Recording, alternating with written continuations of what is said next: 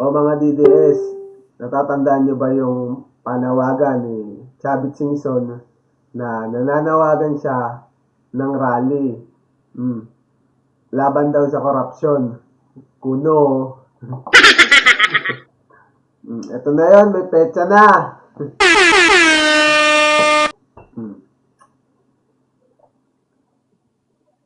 Sa EDSA, itong topic nila, ay yung ano nila, tema. Sa EDSA, January 31, 2026, 2 p.m. Tuloy ang laban, BBM resign na. Wait lang.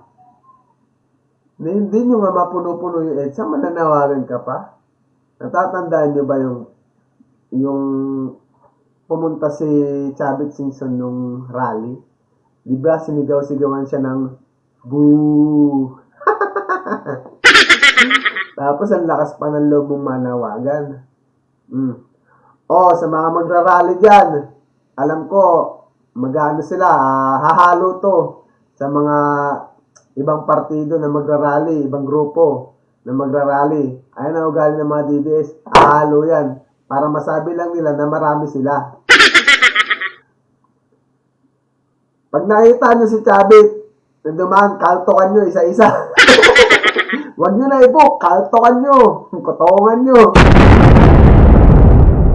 Wala naman kasing alam ano yan si Chavit, manggugulo lang yan. Manggugulo lang ng bansa natin yan. Kasi nga, baka maimbestigahan siya. Anong connect? Ni Madriaga, ni Chavit. Kaya pala nagmamadali, si Mokong. Kung mahilig lang pala kayo sumali-sali o humalo-halo sa mga rally ng iba, kayo mga DDS, bakit di kayo matinong yung sa Nazareno? Baka pati yun, i-edit nyo.